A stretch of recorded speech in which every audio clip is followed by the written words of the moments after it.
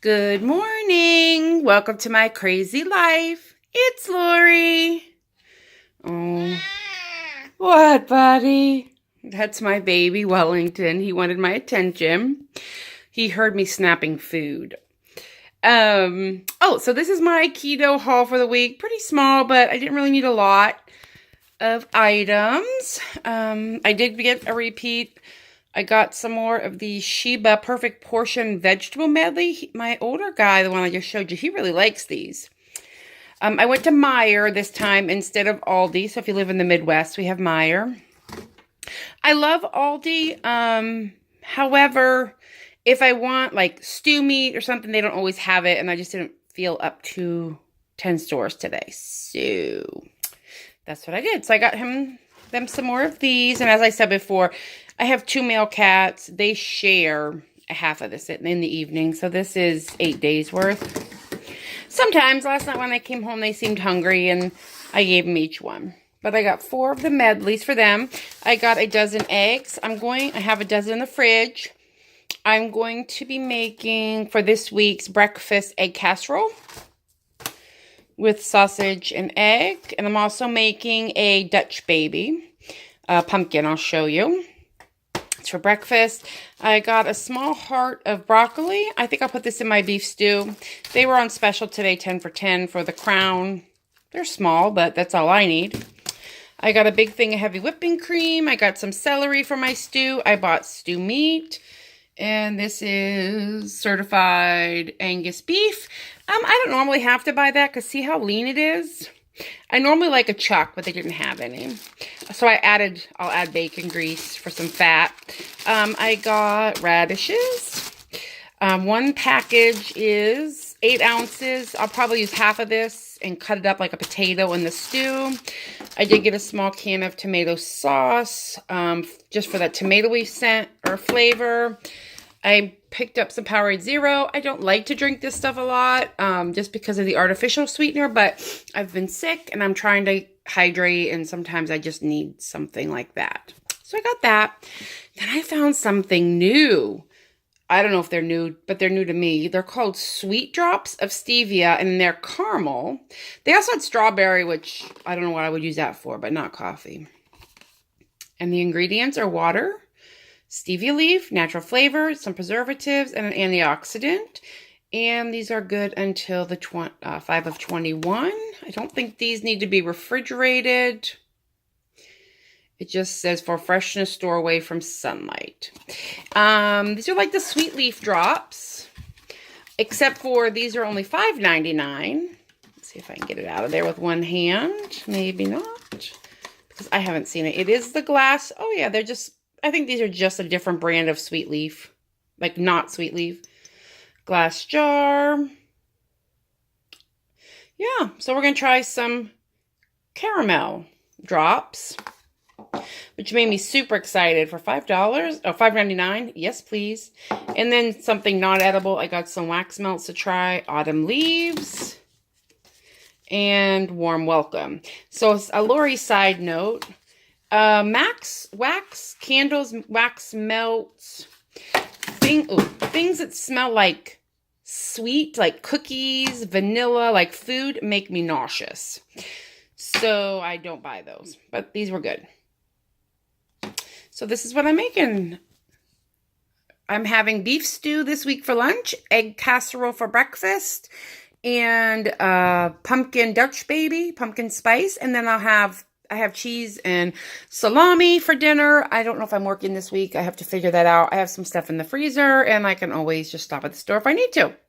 So that is it for now. Right, I thought I would bring you along while I made some stew. I'm just going to bring it out a little bit. There we go. In the crock pot, I had some mushrooms and some onions. So I went ahead and dumped them in. They were from last week. So I tossed those in, and then I'm just going to check the sizing of my cubes of meat. Like that's a good size, but I really don't want too much larger than that. So I just take a look. That one's a little big, so I cut it in half. This is really going to cook down. So I'm not too concerned about the size of meat, but I also would like to be able to get 4 to 5 servings out of this package. And this, if everything is more uniform in size, it cooks better. So I try to just, you know, get it down pretty good size. I'm usually pretty quick about it. And it will, I'm hoping, you know, if you cook it well enough, it will soften up and start falling apart on its own. Do you see like how little fat there is in this meat? It's not ideal for a ketogenic diet, but I can work with it. Like I said, I had already put some bacon fat in here, and I'm probably going to add some butter as well, or cream to thicken it up a little bit. It's going to be more of a brothy stew than really a thick stew. Obviously, there's no potatoes in here as far as the starches thickening it. You know, potato starch would thicken it. Also, you know, you could use flour to make it thicker or more of a gravy consistency, and we won't have that. So I'm not putting in a whole ton of broth either. I have 2 cans of beef broth. We'll see. I only want it to cover the meat, and that's it. So, yeah.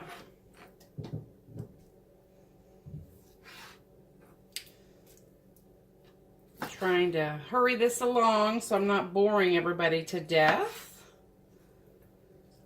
Ooh, there's some very large chunks down in the bottom here that we really want to cut up.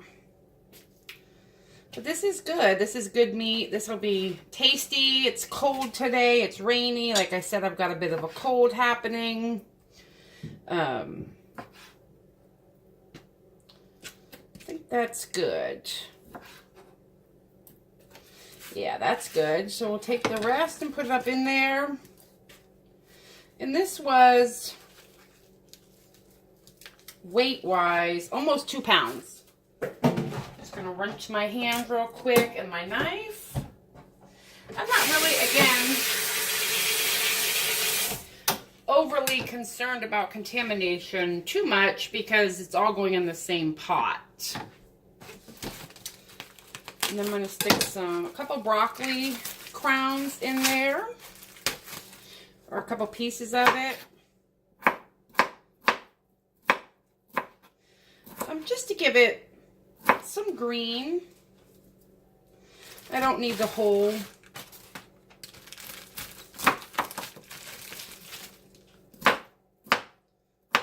thing. But you do want stuff a little large. Mostly because the meat's big, and this is going to be cooking for hours. So you kind of want largish pieces. And I guess this is more like a beef vegetable soup, I suppose, than a stew. If that makes sense. I'm going to just throw that all up in there. And then 1 piece of celery.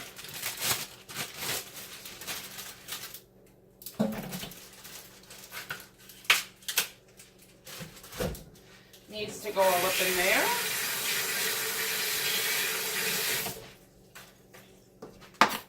Throw that in the trash.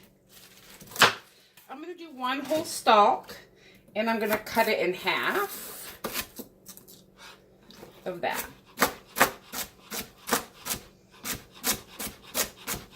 A lot of this is for flavor, and then later I might go in and add like some celery seed, coriander. We'll see. I have some French onion soup mix here.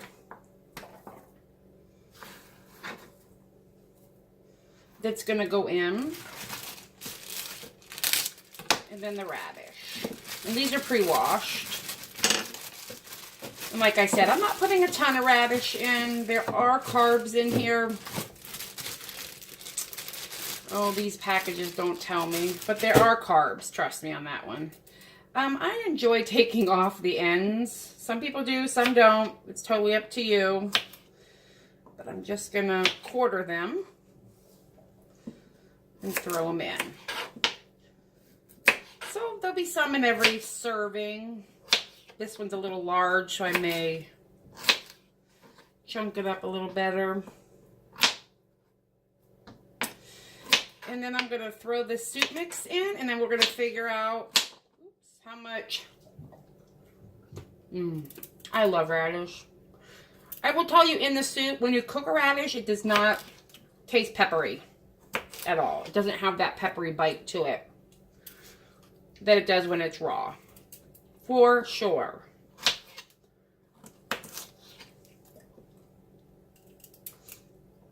The tomato sauce is totally optional. I happen to like a tomato in my stewy, beefy, brothy, vegetable, soupy something. I don't know what we're calling this. I could also add into it when it's done cream cheese. That will totally thicken it up. And that was a 8-ounce jar of that. And then we're going to pour in 1 can of the broth first and see how we go. I'm also going to pour it into the can. Kind of swish it around to get some of that tomato out of there. All right. Let me move some of this stuff out of our way. My kitchen has become a disaster in about 30 seconds. I mean, I might as well just put the rest of this broccoli in. It'll cook down.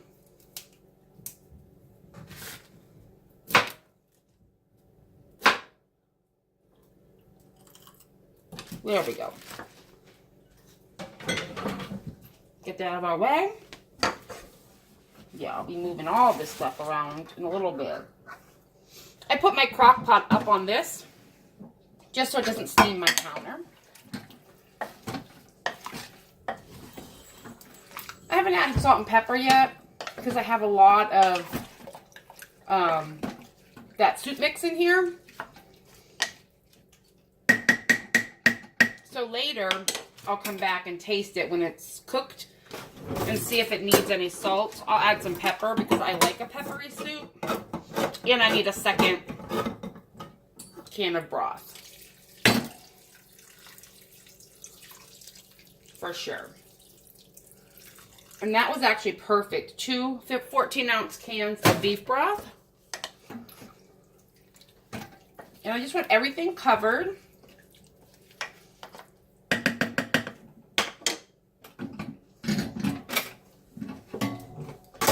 Put it on high. It is 10 or 11 o'clock, so we'll see. I'm going to clean up. And then I'll work on my breakfast meal. All right, now we're going to do the pumpkin spice Dutch baby. And this is a keto pancake, if you will. A Dutch, sorry, I had to, I forgot my isolate, my whey protein isolate. I forgot that, and I need to put some in here. The recipe I'll link below. It's Cooking Keto with Christy is where I got this recipe. This is definitely not my own creation. So I would recommend watching her video. But what the basic recipe is 4 eggs, vanilla, maple extract, the whey protein, some softened cream cheese, sweetener. This is salt, cinnamon, and pumpkin pie spice. And pumpkin. I opened a can. I had made a different recipe. I froze it. And this is what I had. This is a little more than 1/4 cup of canned pumpkin. I have worked with fresh before. In this recipe, you got to be careful with the fresh, only because it could be really wet. And then the last thing I need is a half a teaspoon of baking powder. And that's going to help this rise, and then it will fall when it comes out. Half a teaspoon. Sorry for the volume of the stuff behind me. And then back here I've got my sausage almost done for the egg casserole. But the meat needs to cook before I can add the eggs, or it will do weird things. So all of this is in, this is my Hamilton Beach blender thingy. You can use a regular blender. I don't happen to have a large blender. It's just me. I don't need one. But you're going to whip the holy moly out of this for a very long time. I'll show you real quick. And while I'm whipping this up, I'm going to let it go here for a few minutes. I'm going to put this pan with 3 tablespoons of butter in a pie plate in the oven. You want the butter to melt, and I let mine go a little brown on the butter because I like that nutty brown buttery taste. So hold on 1 second and we'll be back so you don't have to listen. Alrighty, I just took this out. It's very hot. You kind of want to make sure your butter is all over the pan, and you hear it sizzling. Kind of get it up the sides. This is what's going to keep it from sticking. And then you're going to pour the batter right in the center, and it's going to spread and push the butter. One more whip on this. Ooh, and I just splattered myself. That's okay. All right, we're going to take this off. Pop the lid off. And this is what it should look like. It's very liquidy. Let me bring you closer. And to see what is happening in here. All right, are you ready? You see it's pushing the butter. It's on this pan for a couple reasons. One, it's going to puff up pretty big, and when I take it out, but if it overflows a little bit, I would prefer it to overflow onto this little pie pan and not into my oven. So I'm going to put it in the oven on 400 degrees. I think it's like 10 to 15 minutes, I believe. I'll have to check the recipe myself. And my pork is done, so I'm going to get ready to do that.